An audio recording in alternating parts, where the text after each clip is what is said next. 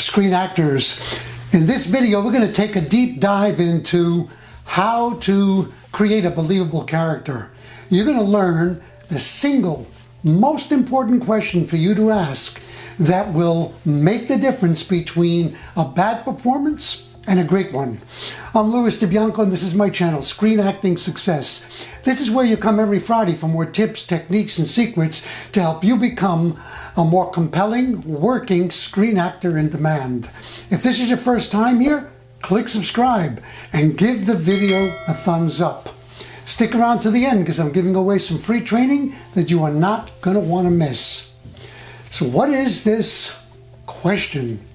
Well, first, let's cover very quickly, without delving into them, the fundamental questions that you learn about in every good acting class. The questions you've got to ask as soon as you read a script about your character. Who am I? What do I want? And why do I want it? Never stop asking those questions, but before you ask them, ask this question.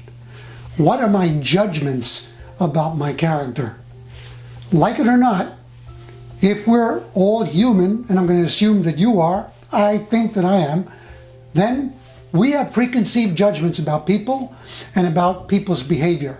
And let's face it, in many scripts, especially really good ones, we see characters who have extreme behavior. They may do and say things that we would never say and do in our own lives. Well, if we don't get past our judgments about those behaviors first, especially the ones that are there unconsciously, we can end up giving pretty shallow performances, playing cliches.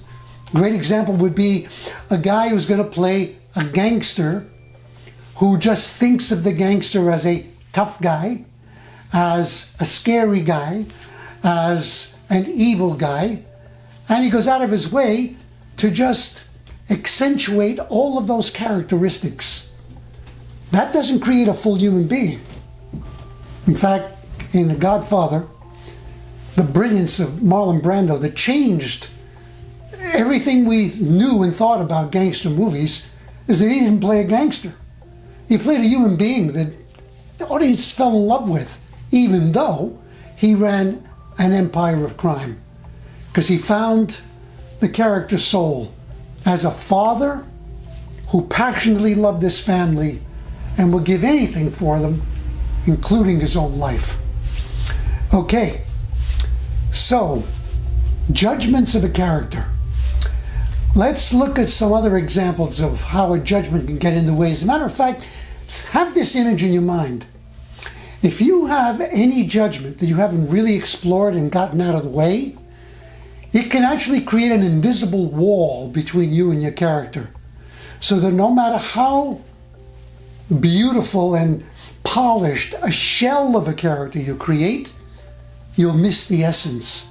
And when you miss the essence, the audience will feel that even if they can't express it. And they just won't be as drawn to your work. So, if your character is a person who kills without remorse, most of us are going to have a problem with that behavior, hopefully. So we've got to get past the judgment so that we're not playing evil. Charlize Theron, when she was in Monster, brilliant Academy Award performance. Her character did some pretty monstrous things, but she played the character as the character saw herself. Did that character see herself as a monster? No. She saw herself as a person, a woman on a mission who was doing something good in the world. She was getting rid of men who were abusive to women, who took women's dignity away. That's how she saw herself, and that's how Charlize played her. Big difference between that and I'm going to play a woman who likes to kill men. Very, very different. Another great example is from Schindler's List. Ralph Fiennes played a Nazi with very scary, monstrous behavior. He used to wake up in the morning and yawn, stretch, and then like most of us would drink a coffee to wake up, he would go out on his balcony, take out his rifle, and bam, bam, randomly kill a few Jews and not even give it another thought. And yet, he found the humanity of that character. He found his vulnerability, his weak spots, his sense of humor. And whenever he played them, I found myself, and many audience members did too, drawn to him. He captured, and he was nominated for that. Incredible performance. If you have seen it and forgotten it, go back and watch it again. No judgment of a character. So, that's great, but how do you discover your judgments and how do you put them aside? Rather than take my word for it, let's take some tips from a brilliant actor, world famous Will Smith. Will just wrote his own biography called Will, and I bought it as a gift for a friend, and yesterday I read the whole thing, 412 pages. I didn't expect that to happen. I never read a book that long in one session. But when I read the first few sentences, I was hooked. And I read the whole thing straight through. It has powerful lessons about acting and powerful lessons about how to live your life. Here's an image of it on the screen. Definitely get the book yesterday. It will change the way you behave and the way you act for the better. So I'm going to read you an excerpt from the book, okay? Here we go. These are Will's words. In acting, understanding a character's fears is a critical part of understanding his or her psyche. The fears create desires, and the desires precipitate actions. These repetitive actions and predictable responses are the building blocks of great cinematic characters. And then he goes on to say, it's pretty much the same in real life. Something bad happens to us, and we decide we're never going to let it happen again. But in order to prevent it, we have to be a certain way. We have to we choose the behaviors we believe will deliver safety, stability, and love, and we repeat them over and over again. In the movies, we call it a character. In real life, we call it personality. Let's examine these two short paragraphs closely. Let's take a deep dive into them. What Will is saying here is that we are not our personalities. Our personalities are basically stories that we've created. They're just narratives that we've made up, just like the characters that we make up when we're in a film. Why is that crucial? Well, I want you to think about how many statements you make about yourself that begin with these two words, I am, or I am not, okay? I am carefree. I am slow. I am impatient. I am not that kind of person. The moment you say I am, you're accepting that your identity, your personality, is built into your DNA. That is your nature. It defines you, which means you can't change it.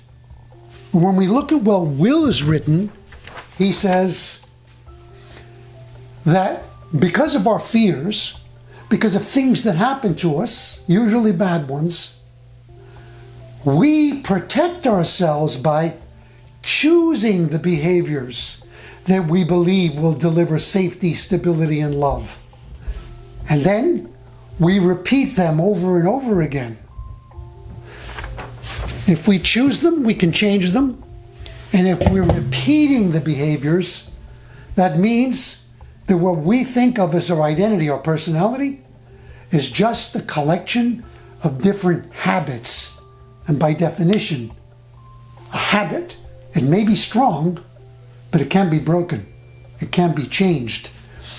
And you have a responsibility as a creative artist, as an actor, when you approach your characters, to suspend your judgments and to begin by asking yourself, what is that person's fears? What makes that person do what they do, say what they say? Even if those things are frightening, awful, they repel me. And then here's the really dangerous question that requires an act of courage from you to ask, what makes me like my character? What's similar?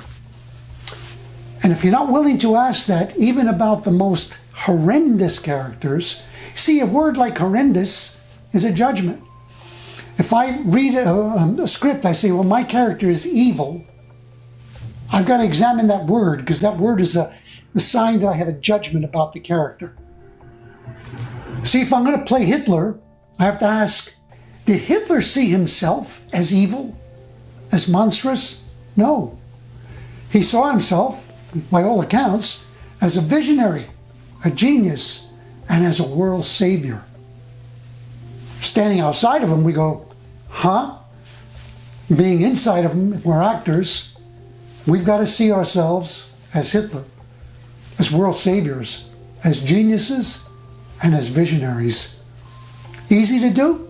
No. Rewarding to do? Oh. Not only will it enrich your acting and make your work absolutely riveting, compelling, but it will enrich your life. Because when you come back from that performance, you're just going to have developed a deeper sense of compassion about all human beings.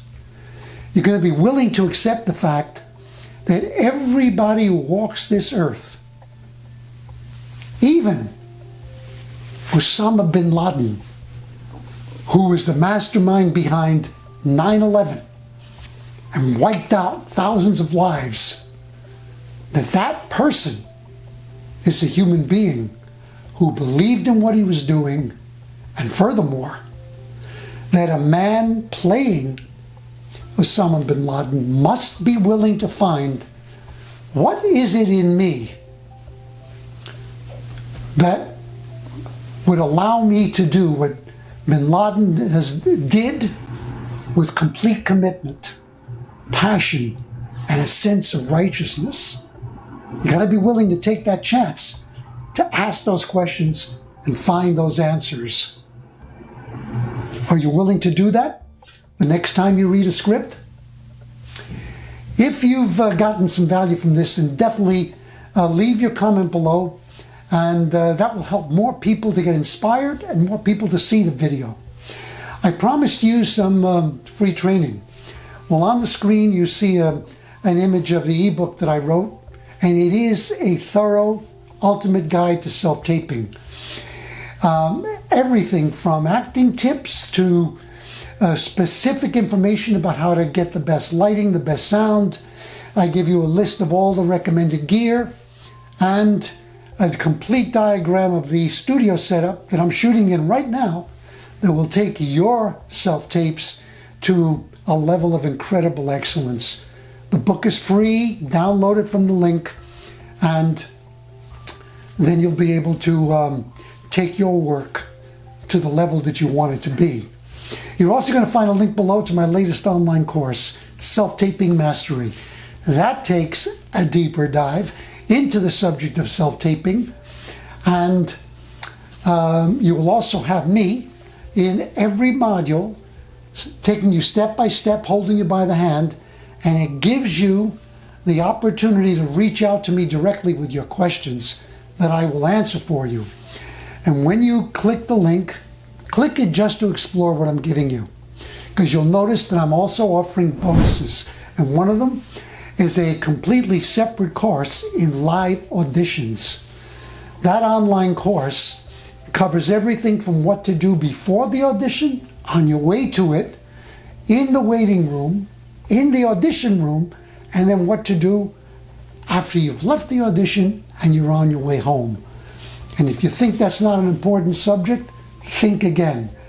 That ride home can make the difference between you staying in the game as an actor or giving up and deciding to get a day job. Once again, remember to click subscribe and give the video a thumbs up if you haven't done it already.